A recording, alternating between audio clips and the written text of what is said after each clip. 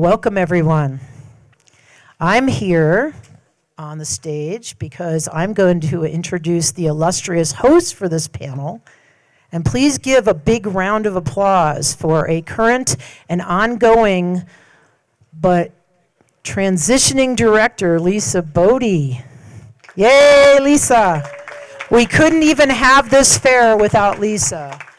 So we really want to acknowledge her and let her share with us all these wonderful people we have on this panel, because the Rooting Forward theme, we all brainstormed and came up with it, and we thought it was a great theme because of transitions that are going on in the world, right? There's a lot of that happening, and Energy Fair is also seeing that as well. We've got some great new people helping us, and we're very fortunate to have a lot of talented people on our team. But we could always use more volunteers, so if anyone really likes what's going on and you really want to help us, there's a big green sign. It says Volunteer Check-In. So please come visit us, and Dana over there at Volunteer Check-In. Okay, Lisa Bodey has been a very prominent member of the Crestone community and a director of the Energy Fair for the last 7 years. She has dedicated countless hours, many, to supporting non-traditional home owner-built and affordable housing in our community, as well as finding ways to utilize resources more responsibly and equitably. Her passion is community organizing, and she is really good at that, and networking, and more recently, she's been integrating restorative practices and social permaculture into our nonprofit. She strives to be a bridge between our youth, our peers, and elders, so we can all live an abundant and healthy life together. So please welcome Lisa and our Rooting Forward panel. Thank you. Good morning, Crestone.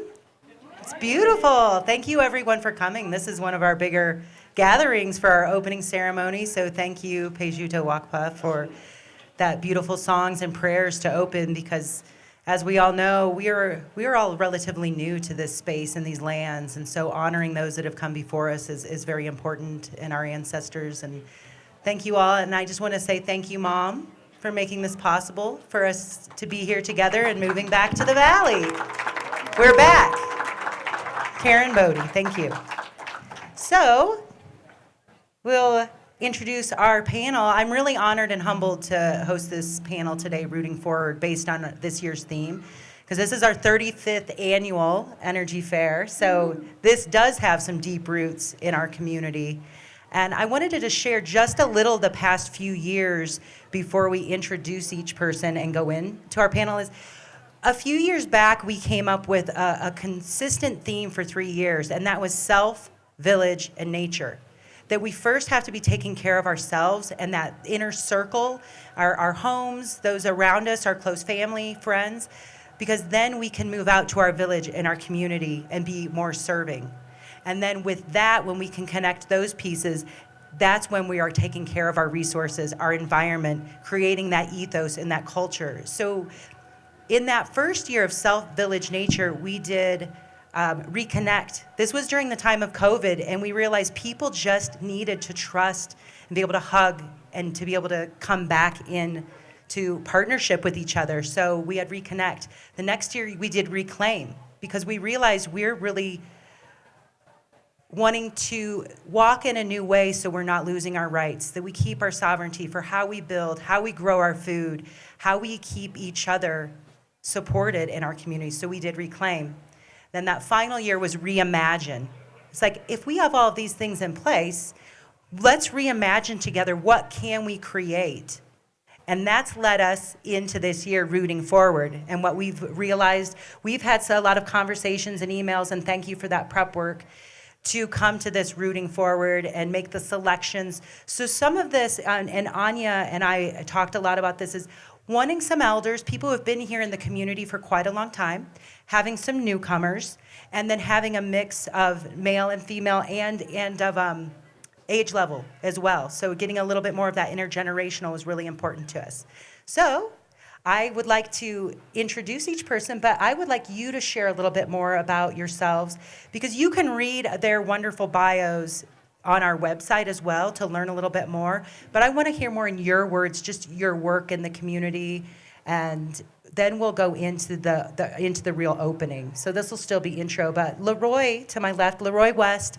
We're really excited because, as you know, we have the Baca Grande POA, our Property Owners Association, and this will be the first time, at least in my history, that we've had a representative come to really bridge that discussion with our community. So I want to thank you, LeRoy. Adam Kinney has been on our town council. He's been on our town board for years. He's a father, a business owner, and we'll let each of you share too, maybe how many years you've been in the community. But thank you for all of your service, Adam, and raising your kids here. Kizzen, Laki, we all know Kizzen has been our mayor, so she's no stranger to governance and our politics. And also the owner of the Eagle for many years, and has just gone through a big leadership succession transition. So we're going to touch on some of those aspects today, on how you do that in a community, and just your gardening and your work with Janet. Again, thank you. Anya Kaats is new to our team in the last couple of years, but has just been stellar. This is kind of my co-mentorship director, so whatever you want to call her, but maybe I'm putting those words in for her. Hint, hint. So, but just from our graphic design, working with Chris Manfield and with Nick Navarres, our producer, the stellar level that we've elevated with communication and with our outreach and social media, thank you, Anya. She's been a real support for our team. Yeah, thank you. And Peter Anderson, I've had the joy of, maybe you wanted me to come over to you. Of knowing Peter, and I would say more socially. We've been able to sit and have those philosophical questions and discussions over the years and about community, sitting at the Bliss, sitting over at the T Row Brewery, in the park, and then you raising your daughters here with Grace. I had the privilege of working with your daughters some and with our work programs and youth programs, so thank you, all of you.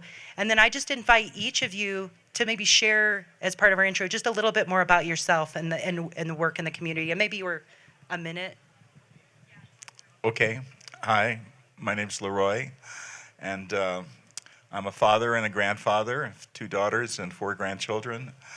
I've been a meditator my whole life. I've been a businessman my whole life in several different businesses.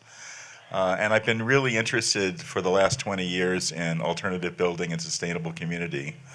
So during COVID, I really went inside about what I wanted to do, and I closed my business and said, from now on, I'm only going to work on heartfelt projects. And one thing led to another, and here I am in Crestone, and building community in Crestone is my heartfelt project.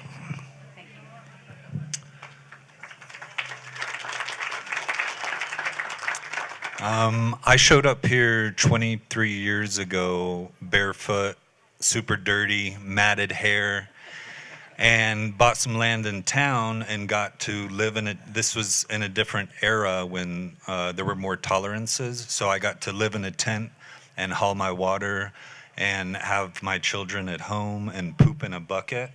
And the experience I had coming here looking like that and behaving like that, but being welcomed in by the old timers who actually grew up here, was unlike anything I could ever even have imagined. It was the graciousness that they invited me into the community with, I'll never forget. And a lot of that was practical, hardworking old timers. At the same time, it was people like Kizzen, who at the time were on the town council. So I had the opportunity to look like that, but be allowed to participate in decision-making processes and local governance, which I don't think I could have done anywhere else in the United States, being the type of person I was at the time. So it was a really remarkable experience, and I'm really grateful for that.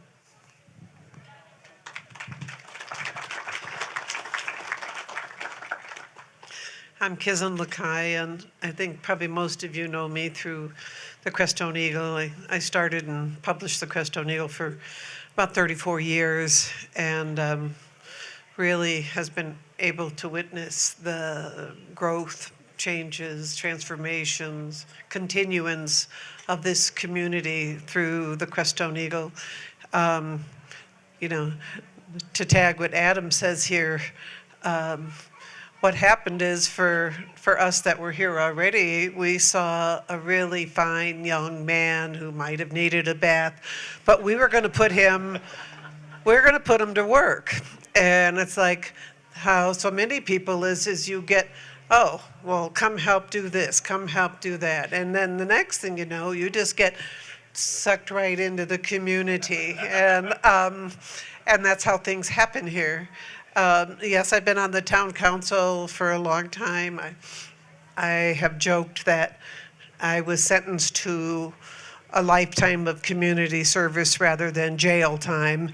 So here we are. I think that's true for a lot of us. I raised my 3 kids here. We have a big organic garden. And, and I think like so many of us, we just love being here.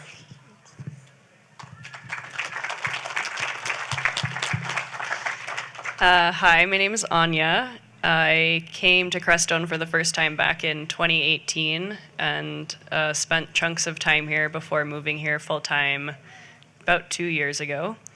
And I definitely got sucked into the Crestone volunteer vortex, which is most often amazing, and I'm really grateful.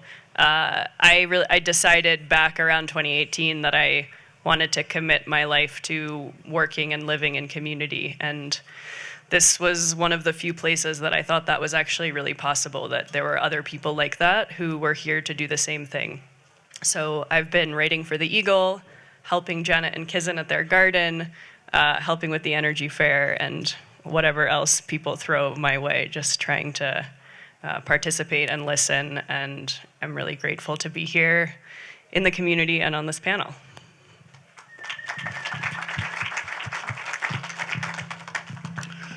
Hi, my name is Peter Anderson. I landed in Colorado almost 50 years ago to the day as a young but wet behind the ears college student.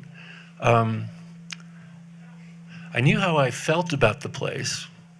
I didn't know the place, but I knew how I felt about it. I knew I wanted to find a way to be at home in the West, but I also knew I didn't know jack about living in the West. So for the last 50 years, I've made a point of trying to be a good student of my place, and I think for me that's what Rooting Forward's all about, is learning your place by way of the folks who have been around for a while, by way of reading, walking, gardening, whatever it is.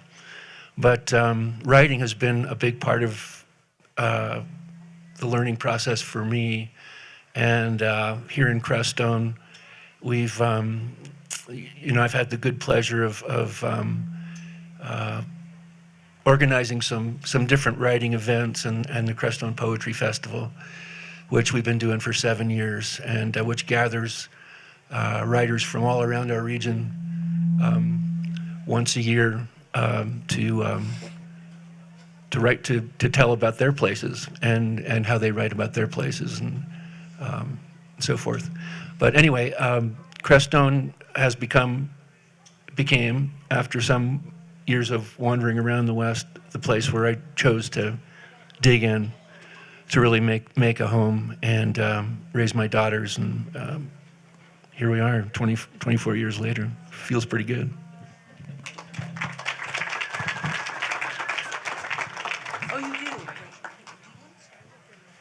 Okay, now that we've had our lovely introductions, we're going to ask Peter, since he is the poet that he is, to start us off. So Wendell Berry, the great farmer poet, says, you don't know who you are unless you know where you are. And Gary Snyder, another great poet of place, said, who you are, your place is part of who you are. I experienced this in a really visceral way a couple of years ago when the pandemic was happening, and our politics, at least on a national level, seemed pretty broken. Everything felt really unsteady. It was hard not to feel unsteady as a person, in the midst of all that. But it really helped me just to think about belonging to this place, and that's what this poem is about. It's kind of a longish poem, so bear with me. It's called Riding the Wheel.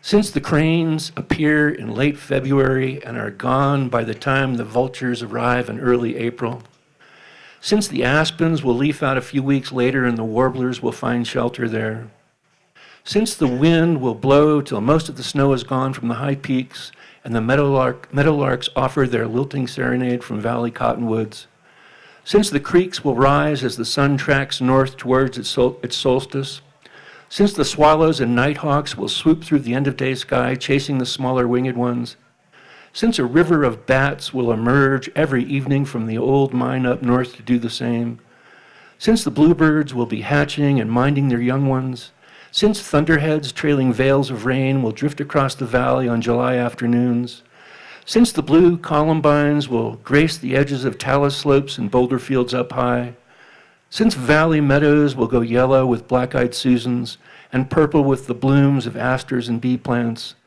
since the sun will settle into a more southerly path, rendering the light a little softer on August afternoons, since the hummingbirds will leave on their impossibly long flight to Central and South America, since the hermit thrush will add a few more ethereal refrains in the last light of an Indian summer evening before joining the great wave of songbirds headed south, since only the regulars, nuthatches, juncos, chickadees, and jays among them, will fill this hillside with their presence while the dippers flash through the riffles of the creeks and the canyons, since the elk will be bugling for their mates as the snowline descends from the high ridges, since whirling showers of yellow aspen leaves will be released to the wind, since the bears will forage through remnant patches of rosehips and chokecherries, since southbound cranes will fly out of low autumn clouds, pausing for a few weeks to glean the grain left behind from valley harvests, since the first flurries of snow will drift across the lower reaches of the higher elevations where the ptarmigans have all gone white, and the snow line will continue its descent until the first storm arrives, since the real cold days will come and go, mostly come, along with longer nights and a deepening silence, since the winds of spring will eventually begin to stir again, the cranes will reappear, and we will notice the big wheel of life turning, even though it's turning all the time, as the constellations remind us. One might imagine time as a circular phenomenon, although it might also be that this is just a label which helps us make sense of things, that time is really just a shapeless medium through which everything moves. But speculations about the nature of time are best left to those who really understand such things. What I will say, what I can say for sure, is that I will join with those whose calendars look more like a circle than a line, and I will pledge my allegiance to the big wheel of life, which, among other things, brings the western tanagers back to the Pinyon just beyond this window in the spring, which offers some hope, even in these precarious times, that what has been will be again.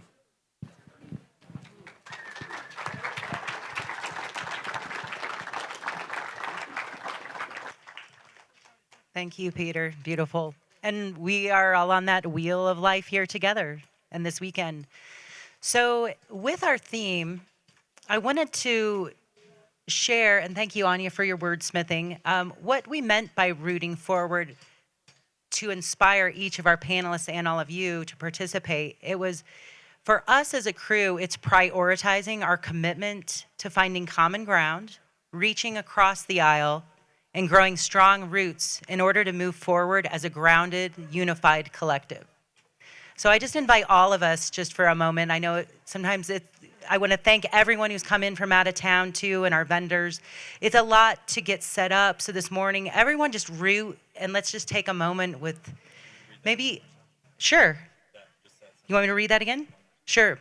But let me encourage all of you, as we're doing that, get your feet or your hands and your body rooted on this earth and this land, taking those deep breaths that you've landed, you've settled. Now you get to have an experience here and create the magic and the beauty with each other.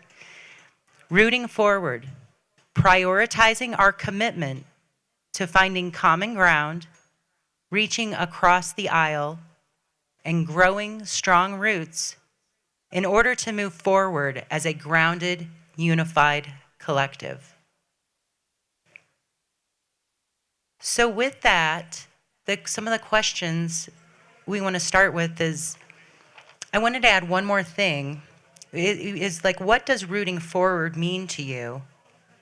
But also, what is the ethos of our community in relation to that? And ethos is, it's that characteristic spirit a community or a group of people have, and that it helps us manifest our beliefs and aspirations of who we are. So we all have a lot of ideas of what is our ethos and how does that help us maybe root forward, or what does rooting forward mean to you?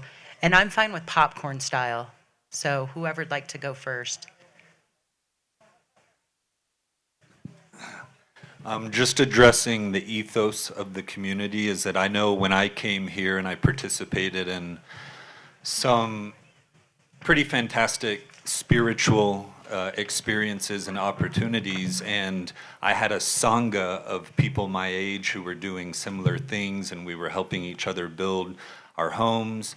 And I think we developed this almost, I don't want to say arrogant, but we developed this idea or this thought process that we were special and part of something that was unfolding in the world. And as I've gotten a little bit older, and even some of our sanghas have split and gone their own ways, and a lot of us are kind of caught up with making our way and providing for our families. So I've started to see being here as more something like, we're not here because we're special, but we might be special because we get to be here.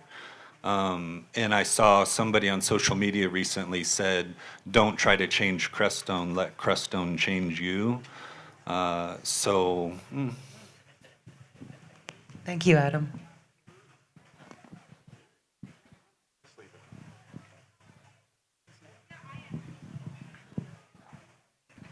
Yeah, I guess rooting forward for me, I'll answer, is that I think as a newcomer have tried my best and encouraged others to do the same, to really listen and ask questions.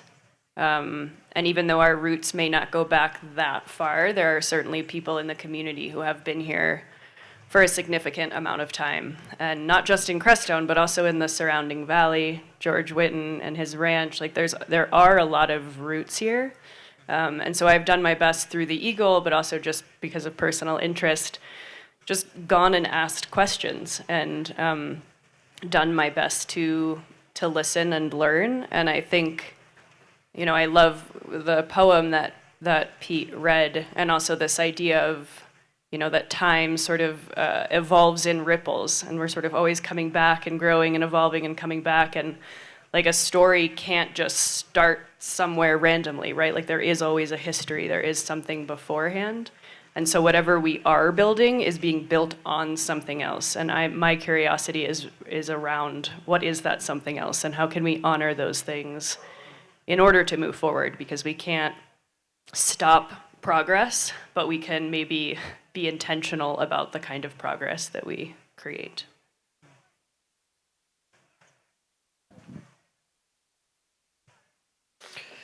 I brought a rock today. This is a mano that I found not far from my house. First People is a grinding stone. I found it in the Pinyon Hills, where probably people had camped, first people had camped and ground pinyon nuts. I also have a matate that was found in that same area, but it's too heavy to bring down. And so often, first people, when they would come to an area, they didn't lug these things around. They would have a camp that they'd come to every year, and they would leave the big heavy rocks and the matates to mark where their spot was each year they came through. So I brought this along about where did we come from. And I think about the people who came and hunted and fished here and gathered pinyon nuts. And so I brought that today. I came to Colorado in '72, passing through, and the mountains kind of grabbed me and said home. Crestone did much the same. I'd been moved here in '83 with 3 small children. There weren't a lot of people here. There was maybe 250 people. And we came in because Hannah Strong had this idea about creating a spiritual community here and wanted to see young people come in. So all the regional school bus hippies said, oh yeah, let's come. And there was a founding seed that happened then that sort of grew into what we see now. The first settlers in the Baca were a lot of retired military and folks that through advertising came in to have their little place up in the mountains. You know, they saw pictures of the streams in the mountains and they got there and they had bought sand in the grants, but, you know. There were still some of the old timers here in Crestone that were from the mining days. And I feel fortunate that I got to meet some of those people who really lived through some amazing isolated times here. But our wave of folks that came in looking for community. Where I had lived before, probably where a lot of you had lived before, if you said the word like yoga, you were really weird. And coming here was to find our tribe, find our like-minded people. And this place was kind of almost established to bring in the people who love the earth, that wanted to work to help create community. I see Mark and Chris out here, who one of the first arrivals also, who have just been such earth stewards. People came in for spiritual teachings, for the spiritual centers.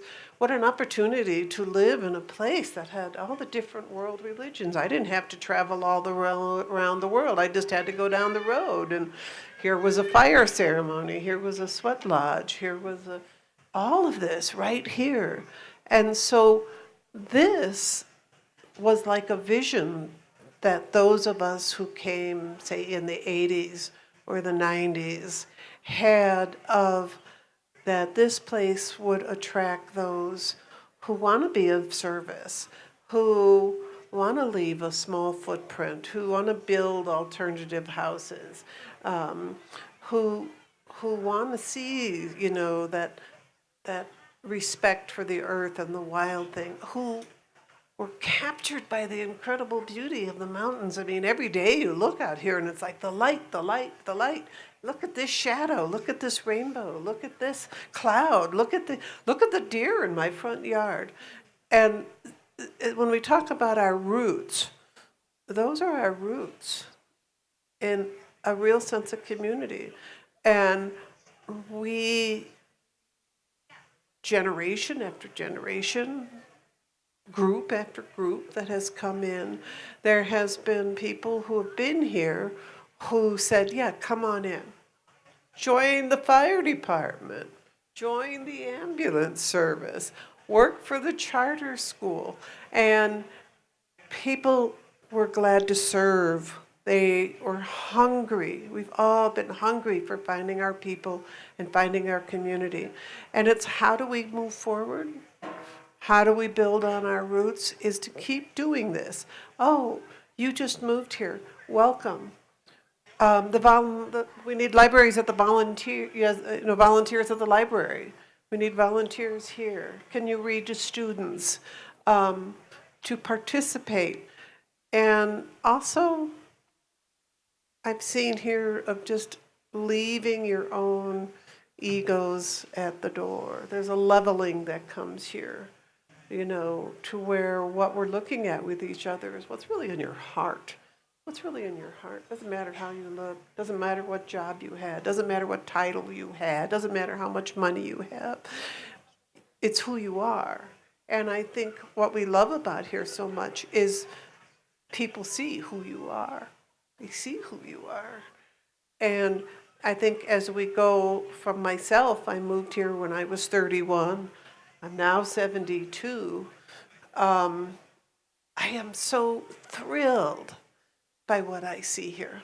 I think we're just so much going in the right direction. Thank you, Kizzen.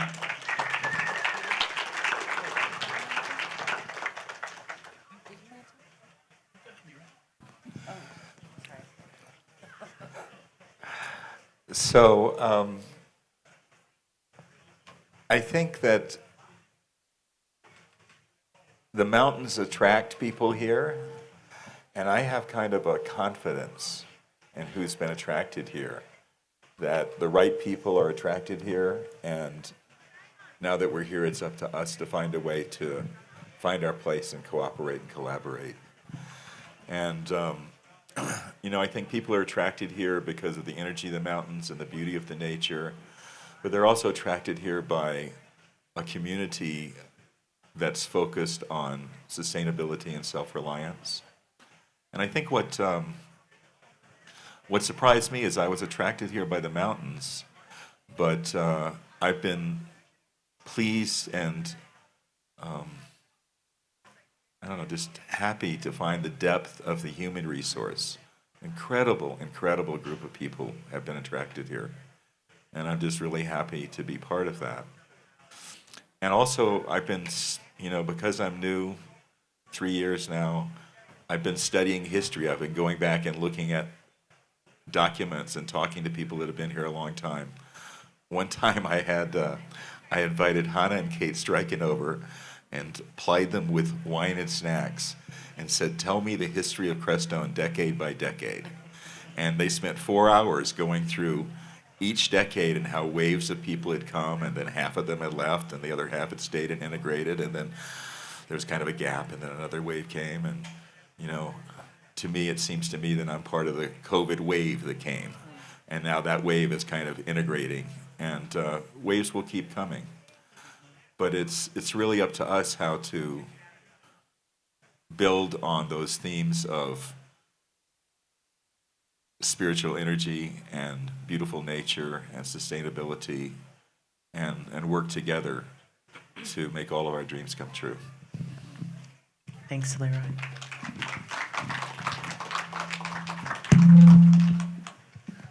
I think there are a lot of different ways to be rooting forward. I love the phrase. I think it's a great theme for us. What LeRoy was just saying about studying the documents and talking to people and plying Hannah with wine and getting a firsthand history of how this place has evolved is great. There's so many ways we can do that. I want to give a shout out to Adam Kinney, and who did some fantastic interviews with people that have lived here for quite a while. It's a great way to get tuned into some of the history and folklore, lore of our town, our community. You can find those videos on YouTube, Adam, is that right? At SLV Anthology but they're fantastic. And, there are other ways to root forward. I personally think, getting acquainted with geology, biology, ecology, history, all of that is so important. Because as we deepen the map, as we become more connected to our places, then we become better citizens, I believe, and that kind of knowledge, I think, is so important. And then there's just the stuff that we notice by spending time and listening and watching. I bet most of you have appreciated the music of the wind blowing through a ponderosa pine. Those long needles and the sound that it makes, So you notice that kind of thing. Here's a little haiku. Hey, ponderosa, are you playing the wind, or does the wind play you? So when we notice those things, if we spend time and walk and listen and look, and to me, that's a huge part of rooting forward. Thank you all. Juicy.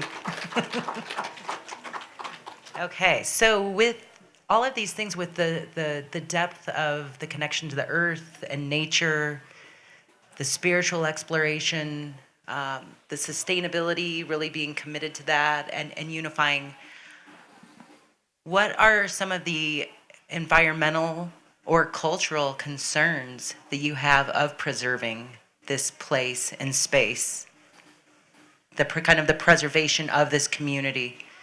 What are some of the concerns that we are confronted with?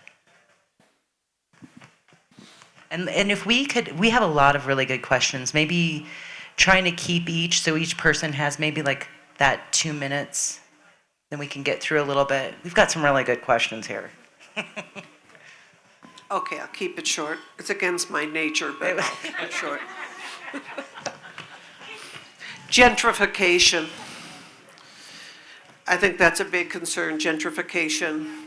We're in one of the poorest counties in the state of Colorado, and as a result of that, we've had a lot of people who moved in who want to buy cheap land and build big houses.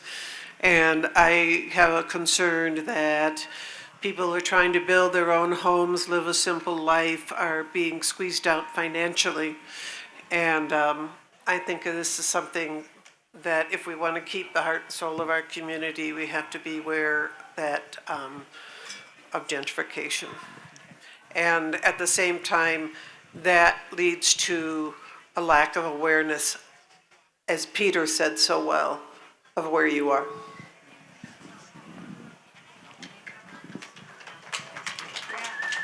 I would say, and maybe people don't think about this as environmental, but building codes. I think what we have here in this county is extremely unique, and being able to use recycled materials, regenerative, sustainable materials, and also do it ourselves is, I think, something really worthy of being protected, and something I really hope that, that the Energy Fair is helping to raise awareness and activism around that, and not just for our community, but for, as an example, to others as well.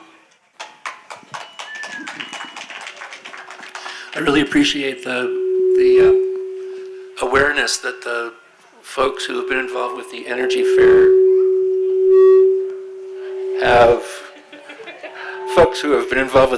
Fair have cultivated in terms of the building code in our county, and keeping the minimum, not restricting people who want to build small places. That could really be, could really facilitate the kind of gentrification I think that Kizzen's talking about. We need to keep things open and available to home builders and to, homeowners and owner builders, I guess is what I'm trying to say. But any way we can do that is a good thing, and I think helps us avoid gentrification.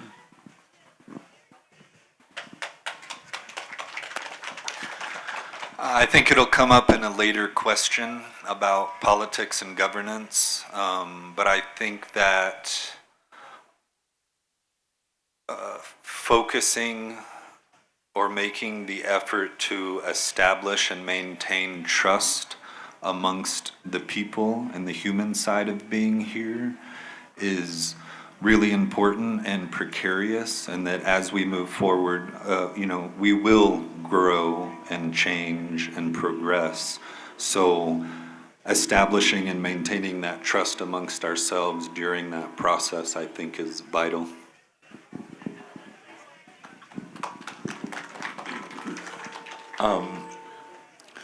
What's happened in Crestone in the last few years is what's happened in every attractive small mountain town in Colorado. It's not actually unique. And the biggest challenge is affordable housing, and particularly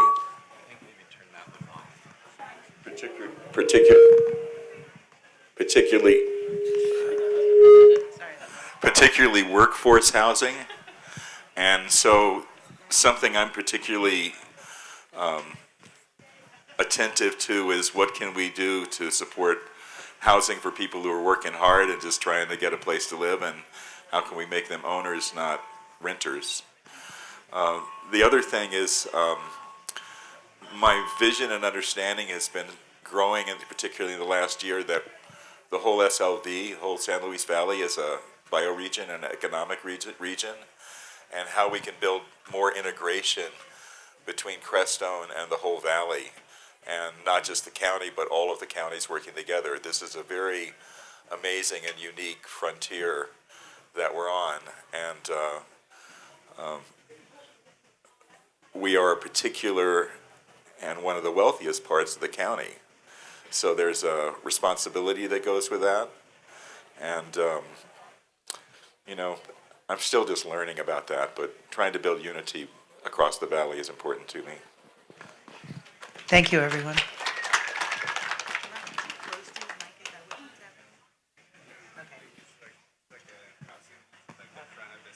Okay. All right.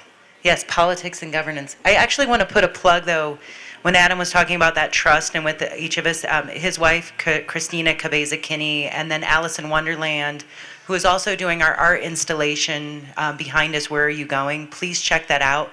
But those two women are having a discussion to go deeper into this later based on Joanna Macy's work called The Work That Reconnects. So that's a great segue after this if you want to go deeper on that track here.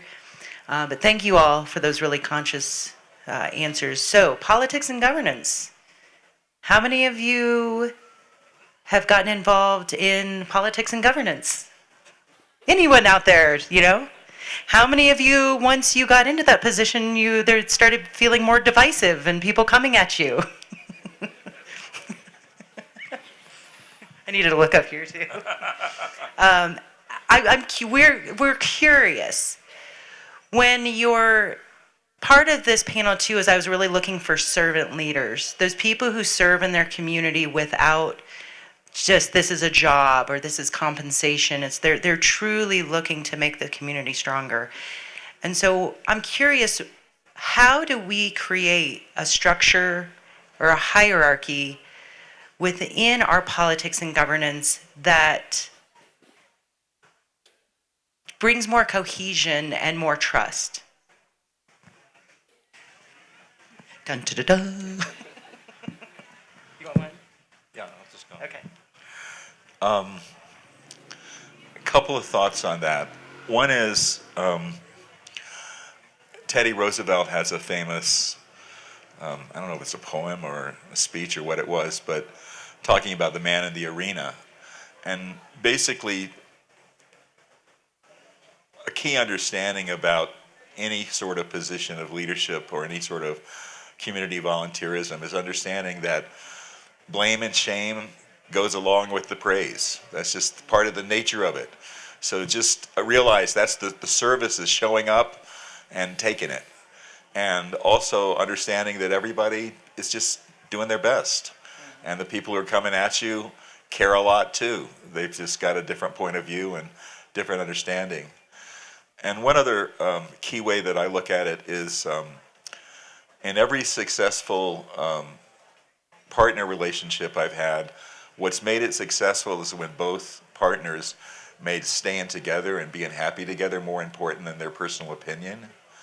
And so to me, that's a key understanding for the community, is just understanding that if we put collaborating and listening to one another and moving forward together as more important than our personal opinion about any issue, then we'll be successful.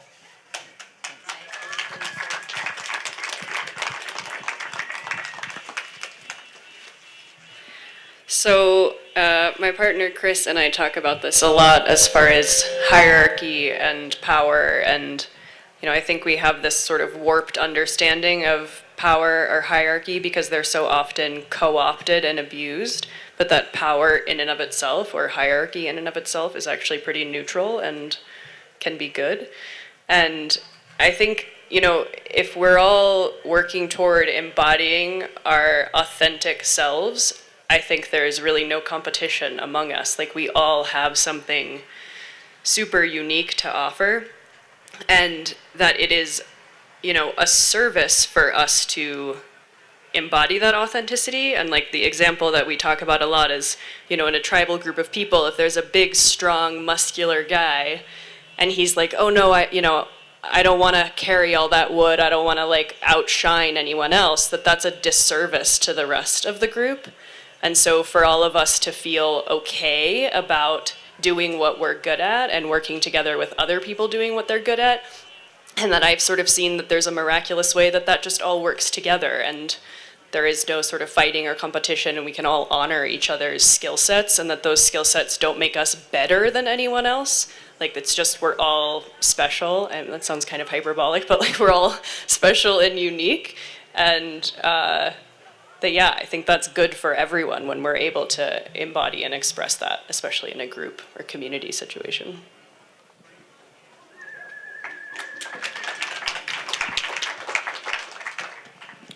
I think one thing that is kind of unique about Crestone is that many of us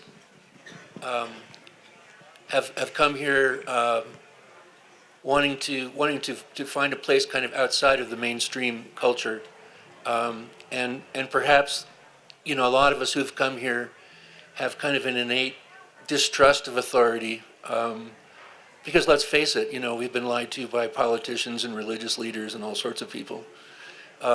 So, you know, maybe there's a kind of built-in concern we have with those in leadership positions, that, well, are they being straight with us? You know, are they telling us the truth? I just think that's a cultural thing that maybe is especially relevant in Crestone, but I think that most of the leaders that I've seen here, most of the people that assume positions of leadership are really, you know, working for the big picture, working for the greater good. And as LeRoy said, you know, they're going to have to take some heat, maybe more in our communities than some, I don't know. But I'm so grateful for all of those folks that have risen into the leadership positions here, politically, culturally, you know, running our school. All that kind of stuff is really, really hard to do, and they deserve a lot of praise and credit.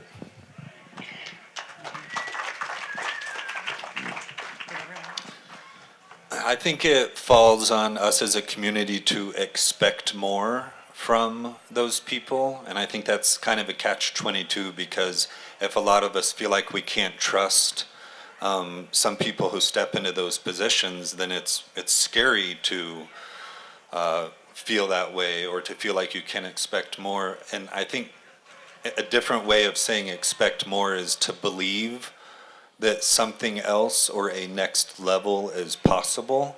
And I think that level for leaders to strive for is listening. And so in my experience going out in the valley and meeting, I really appreciate what LeRoy said about us understanding that we're not just Crestone, and we are part of a much larger community and sense of place. And in my experience going out there, I definitely observe and feel a break between Crestone and the rest of the valley, and I think that needs attention and to be tended to. But the hundreds of people that I met out there, the experience I had listening to them and watching and feeling them, it was almost as if they didn't know or believe that they could be listened to on that level. And I think that that is something that it would be really wonderful if we could, I guess, believe is possible in our leaders. Yeah, thanks, everyone.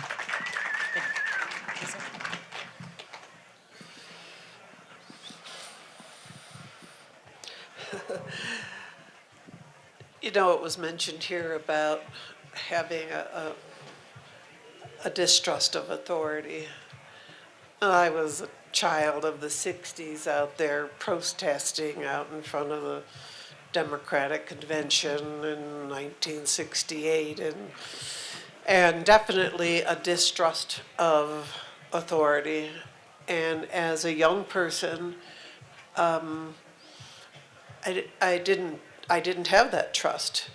And coming to Crestone, one of the reasons I got onto the town council, besides the fact that there was only like a handful of us here and everybody had to take their turn, was I didn't want anybody telling me what to do.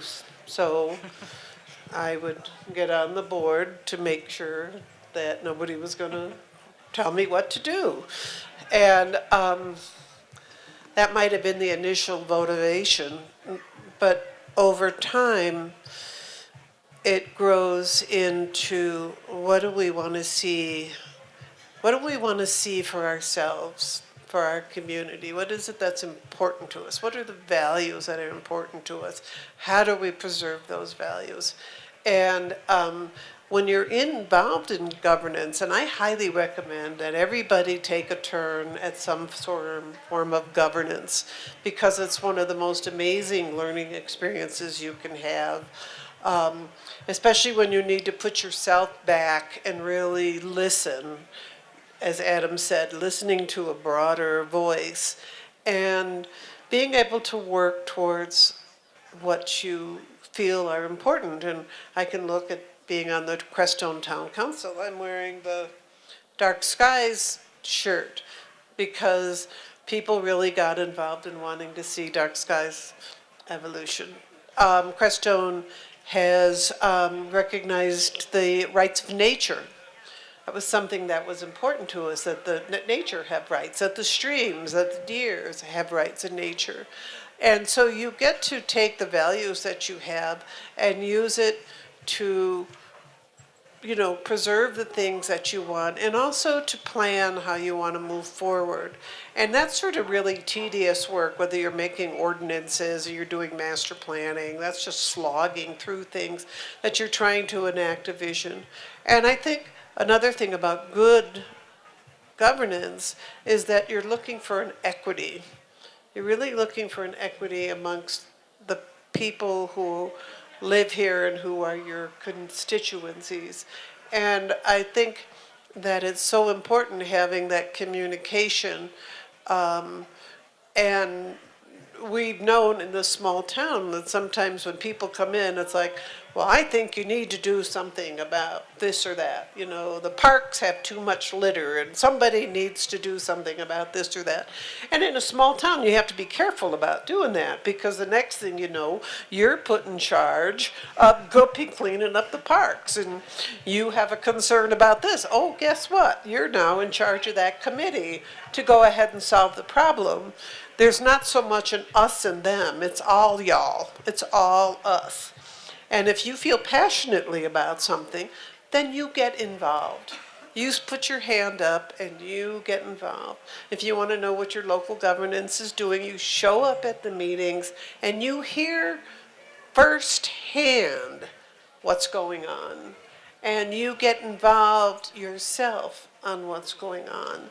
Because most of the time, not all the time, but most of the time, the people in the community they're trying to do good. Most of them have good at their heart. We might disagree on what good is. What's good for you might not be good for me. But I find that most people really do want to. There's a goodness there. Adam mentions about listening. I think that's probably the most important thing. And listening also goes two ways. So I feel like with governance, be involved in your local government. Be involved. Take your turn. Take your turn. Thank you. Whew, I'm getting some mentorship here too. This is great. So thank you, because that's something that we've seen with the Energy Fair. It's branched into looking at governance, right? Looking at codes, looking at how we work with our county. And there were different things coming down the road over the last few years that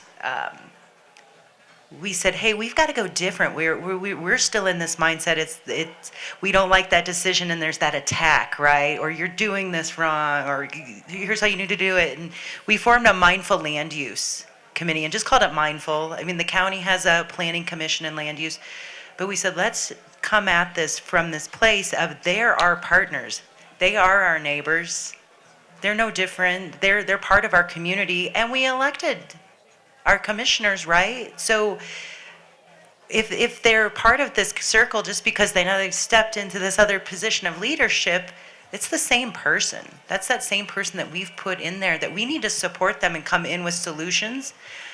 Or it may be education. I mean, because I've seen those town hall books that are like a foot and a half wide that you carry around.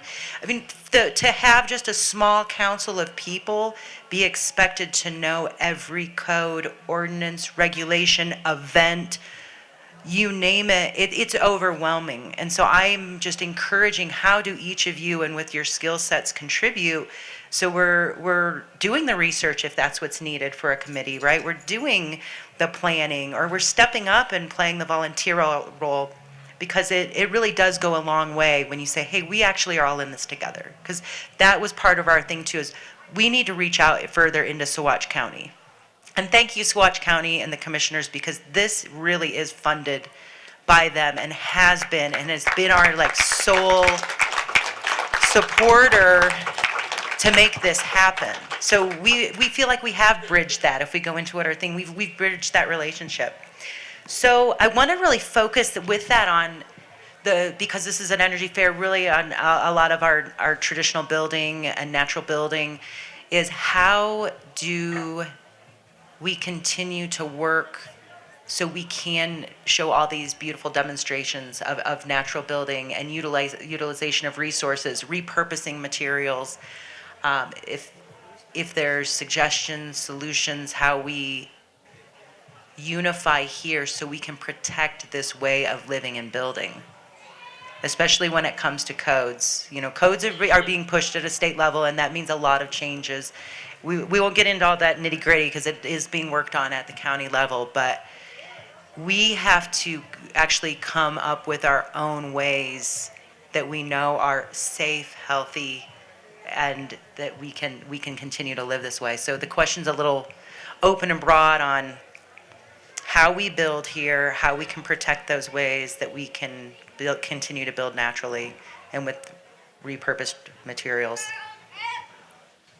I think it's going to look different for everyone. Like, I guess going back to what I said before, I think we all have a unique role to play. So I think whether it's education, actually doing the work, teaching others about how to do it, I feel like for me, writing about it in the paper or otherwise, we can all play unique roles, and not just preserving our right to build naturally, but also all these other pieces that are so much worth preserving in our area. So I think it's a question for everyone about like what really lights me up and makes me come alive. Like, what do I really care about?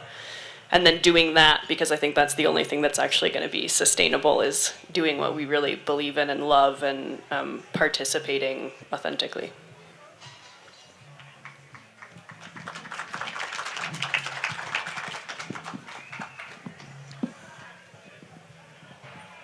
I've been a builder a long time before I came here, and I'm very aware of alternative building. I've been going, exploring those techniques and working. Hello. It's more about being in front of it. And working on, different alternative building techniques long before I came to Crestone. And one thing I notice here is there's kind of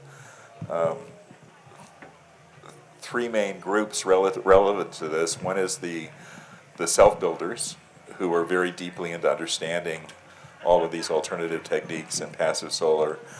And then there's the new residents that are building new homes, who many times have a lot of those same ideals but don't know as much about it. They're trying to figure it out. And then there's the contractors trying to make a living working for those people, who in some cases know a lot, in some cases are trying to figure it out too. So to me, there's a unification or a collaboration that is happening, and it can happen a lot more, of the people who've really been working on passive solar and solar electric and alternative sanitation and alternative building, somehow making that information more available to those who maybe have those ideals but don't have the knowledge, and how can we work together. And because I think that even the people that are supposedly coming in and building the big houses, they're building the big house here. So there's something that drew them here, and it's just a matter of bridging that and catching them before they finish the house. and helping them do it in a smarter way.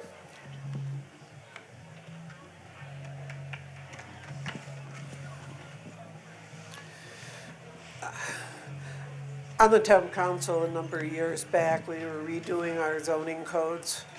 And at that time, we realized we did not have in there a minimum square footage on houses. And so we proposed 300 square feet.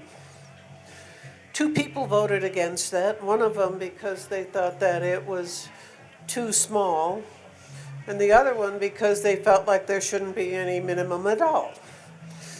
So a few years back, we were working on our zoning codes again, and somebody proposed we have 0 minimum square footage. And we all agreed, and we voted on that, but when our attorney did the rewrite of the zoning code, I saw that somehow it stayed at the 300 square foot. I think he just could not handle the fact that we would have 0. So in town, if you have legal sanitation and you want to live in something that's the size of a tiny home or a 1-bedroom, if you want to live in that, as long as you have legal sanitation, you can. So we had been faced not long ago, thank you all your work, Lisa, on the county looking at doing a 900 square foot minimum. That did not happen. In the Baca Grande, you have a minimum of 900 square foot for the main Baca, but 700 in Casita Park. We need to change our way of thinking about this and about housing. That somehow you're going to have, if you have small homes, you're going to devalue property values by having a small home. If you have a limited amount of income, you can take and build a beautiful 500 square foot, 600 square foot home. Finish it with beautiful siding, make it just as cute and as nice as it can be, energy efficient, you can do all that. If you're forced to have to build 900 square feet, you're going to go with cheaper siding. You're going to go with cheaper wood, with cheaper windows. You're going to go with things you can't afford, and you don't need to heat and pay taxes and insurance on a 900 plus square foot house. Now, to me, a lot of people, 900 is really, really small. A lot of people go 2,000, 3,000, oh my God, 4,000. But if we're going to have sustainability, we should allow people to build within their own means and be able to do that.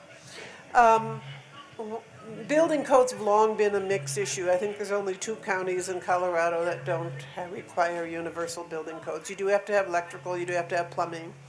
And if I had a UBCs, I wouldn't have been able to build my house. My cabin is totally 100% recycled. It was an old cabin that got torn down and moved up here and put on the ground. You know, the windows are recycled. You know, it's everything in it came from what I could build over time.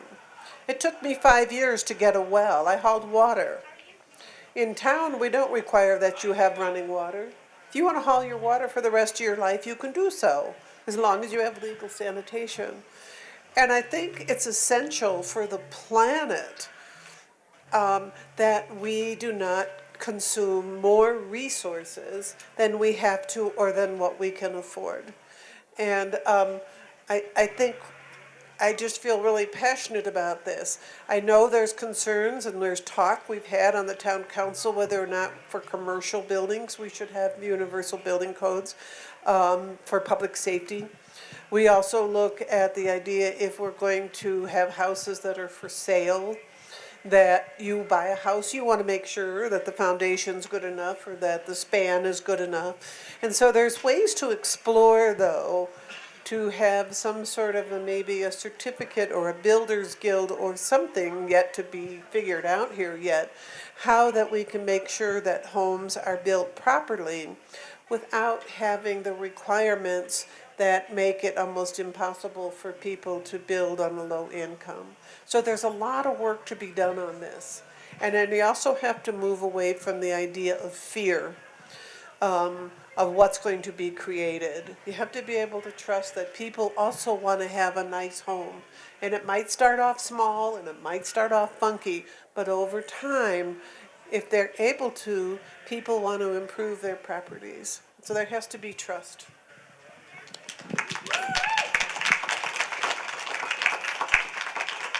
I think over time it'll just be big and funky. But I'm okay with that. yeah. I also think that the machine of progress and regulation and property value is relentless, and that we will have to be warriors on the logistical level of protecting the type of development that we want to support in our valley. And so I think that the work that Lisa and Brett did when the building code issue originally came up in what year, 2021 or 2? Yeah, 21, I think. And you guys formed that group and you educated yourselves and you established relationships with the people who make the decisions. And it was a very concerted and mature effort to advocate for our rights as owner builders, and I think that's the only chance we have, because it's not going to stop. The money behind and the finances behind the effort to instate building codes here, it's never going to stop. So I think that the education, effort, focus, and really mature and clear communication to probably establish our own regulations is where it's at. Yeah, thank you.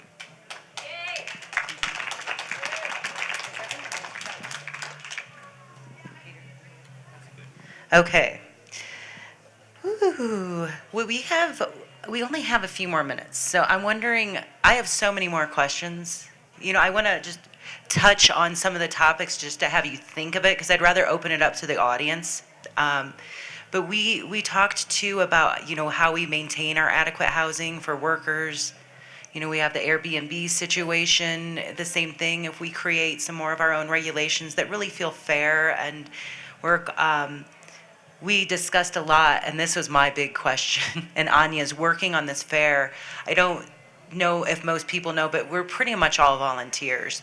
And there are small stipends, but what that's doing is as we really expand the work that we do, we're facing these questions of how do we actually make a living, survive, do this work, because it becomes at least half-time work, three-quarter time work, and when we talk about the emotional level, it really is full-time. It's, you kind of eat, breathe, sleep these things, and most of you that have been involved in our community understand that, right? Neighbors helping neighbors, the school, the fire department. And so we don't have to maybe all answer that now, but I want our community to think about that. It's how are we supporting those people in those positions of servant leadership? Because we are in an era with, for our age group, I'm going to say more like, this middle age group, we're in between the young and our elders, and we have a new influx of a lot of people that can work remotely or came out of the cities with COVID with employment, and it is changing the face and the structure of those that were here kind of in that working class. So these are just more like thoughts for your thinking, because I would rather come out there, and I like to get up, but I want to thank everyone for this, and if you can hang in there and let's see what our audience may have for us in these last few moments. So any questions from the audience? Can I walk in front of this tree? Come on, okay. Yarko, hey, he was putting up our sign yesterday. Yeah, so I know recently the county commissioners had some draft for protecting our water with real great environmental economic review on proposed water processing. Obviously, there's a big white elephant in the room that, we all know what that's directed at, because there's people that want to commoditize our resources here. But in looking at that, it's also something that could limit new subdivisions if they have a higher standard of review and credentials to reach to. So my question is when you say like make the code that's local, how do we avoid the risk of standardizing and commoditizing what we have?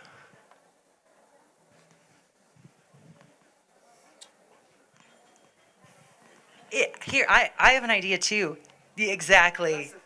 Is I want to utilize, it's not just our panel, we have amazing resources in our community. Tom McCracken is our commissioner for Crestone, so thank you. Hello. I could address I think you're referring to the 6-county IGA to allow all the counties to vet any water export proposal out of the valley. Now, we specifically wrote into this agreement that it only pertains to exported water. So we are very specific. It doesn't affect any kind of water development that might occur in the Samos Valley. So, yeah. I think sometimes I think I could get myself in trouble, especially if I was still running for county commissioner. But I'm not now, so I have a little more freedom to talk about it. But I think the conversation around water export is oversimplified. I think that as our commissioners would probably agree, one, we already export water in the Closed Basin project. So this 6-county IGA, which is a really powerful and successful protection against conversations about future export. But I also have heard some farmers say that we currently export water via potatoes. And so I'm just kind of like Googling shit and trying to figure it out. But what I read is that it might take 29 gallons of water to grow a pound of potatoes, and that this year farmers might be able to sell a pound of potatoes for 7 cents. So that's not sustainable. And one thing I was really trying to learn about when I was running for county commissioner is that, and in the, I would say, possibly hundreds of farmers and ranchers that I spoke to, is that a lot of, the reason I say the conversation is oversimplified is because a lot of people will say export water bad, because we have to protect the water for our grandchildren and our descendants. But what I've heard is that if we continue on the path that we're on now with the manner of agriculture that we're doing in the valley, we're not going to have water for our grandchildren and our descendants because it's not a sustainable or regenerative process. And I've also heard Tom McCracken highly advocate for a regenerative practice in the valley. Thank you both. Any other comments on that? Any other questions? Nina Gonzalez, another amazing community volunteer at the school. Hi. It's so great to hear all of your stories about coming here, and I am so glad to be a participant in some of those memories with you both. My question is in regards to when you talk about community and codes, I'm wondering in regards to voting rights for a lot of us that are in the Baca. I know that I've been a Crestone resident here for 20 years and have been very involved in the community, but yet I have no say in what happens in town because I can't vote, I can't, hold an office because I'm technically not a town resident, I'm a Baca resident. And so I'm wondering if you have considered those issues because we are a community of quite a few people and we are kind of, we are a community as one, but, when it comes to voting rights, we are very separate, and a lot of us in the Baca don't have a say of what happens here in town. And so that's kind of disconcerting when, we want, for me, want to step up, but where is my voice? You know what I mean? I technically have no right to say anything of what you all are talking about because I can't vote anyway. Thank you. I think that's a disaster, Nina, that you don't have access to that seat at the table or a voice for town policy. I also think at the very same time, if I living in town got to decide a regulation that only applied to somebody 7 miles south at the end of the Baca, like what size fence they're gonna have or something like that, I don't think that would be appropriate either. But I've been personally a longtime advocate for, I even had people tell me that they didn't vote for me for mayor in town because I was advocating for people in the Baca. And I think, awesome, yeah, totally. And I think our current, I think, I think our current statutes won't allow, within the current structure of our local government, won't allow for somebody outside of town to have a vote or be a member of the town board. But we've had several conversations about either putting somebody at the table from the Baca that's a Baca representative that at least has a voice and can participate in the conversation, and I think that's very accessible. And then the bigger picture would be some sort of dissolution of town government or merging of Baca and town governments. And I think if I look ahead 10 years or 30 years to the future of our community, I think anything other than a merged governance is not going to work.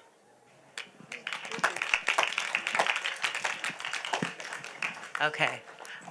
Roy, go ahead. Yeah, I just want to jump in on that for a minute. To me, we have the Baca and the town and the county, and if I may honor Crestone Energy Fair, that's a fairly large and activist community around Crestone Energy Fair too. And there's more institutions, but to me those are kind of the four main institutions. And one comment I got from an old timer is that for the last 40 years, about every 5 to 7 years, there's been a big initiative to merge. And they've all faltered. And I'm not going to go into it, but there's very good reasons it's faltered. So I think that absolutely in the long run, I don't know if that's 10 or 30 years, but in the long run, there will be a merger, but the way we get there is by collaborating. So it's not about advocating for a vote. You know, someone that lives in town and doesn't own property in the Baca is not going to be able to vote in the Baca. Someone that lives in the Baca and doesn't live in town is not going to be able to vote in town. But we can start listening to each other and not wasting our energy bickering with each other, spending more energy listening and finding common solutions. So a lot of it is like the way to achieve that unity we want is to act like it now.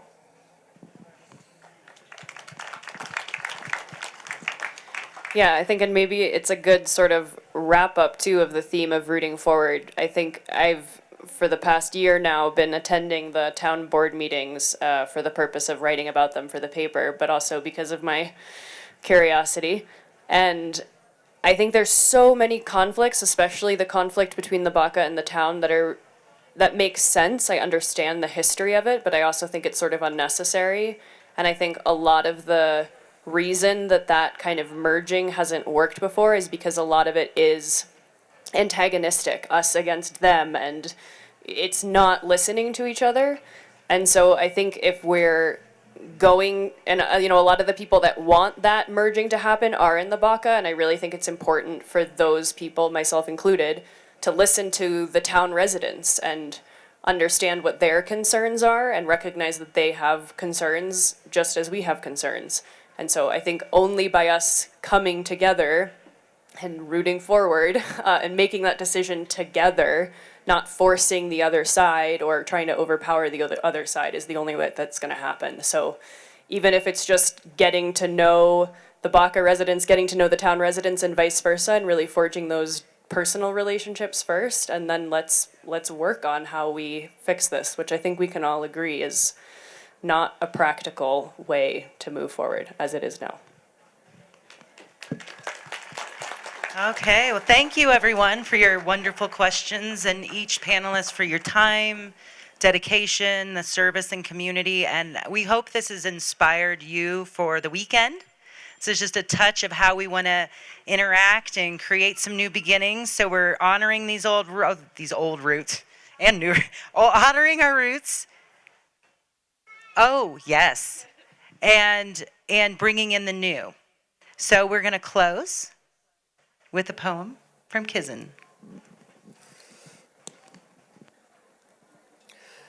So I talked earlier, we all talked earlier about the work that it takes to create a community. And I look at all the different organizations. They can't hear you. You can't hear me, okay. Can you hear me now? All right. And, you know, I myself have been on a number of different volunteer groups. You know, I was on the music festival board, and Adam was a firefighter, and on and on. Everybody has, I look around here, and to me, this poem, it's by Marge Piercy, really speaks about values that we all hold in common. And this poem by Marge Piercy is called To Be of Use.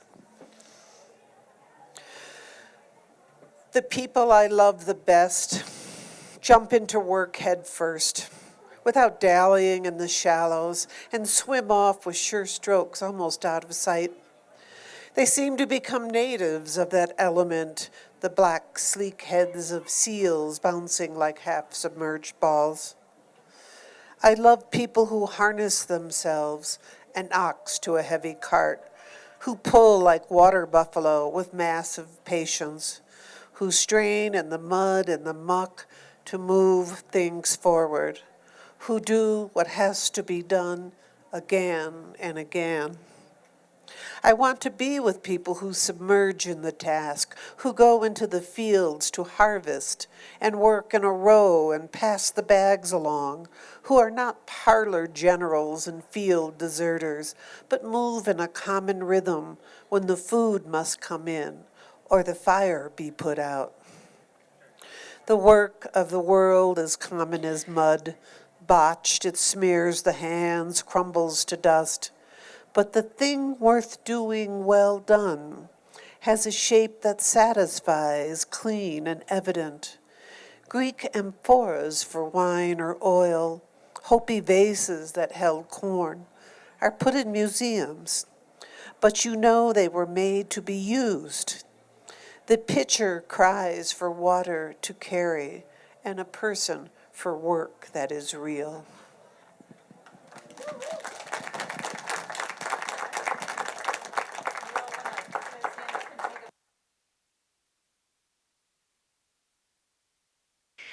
Please give a round of applause for our Rooting Forward panel.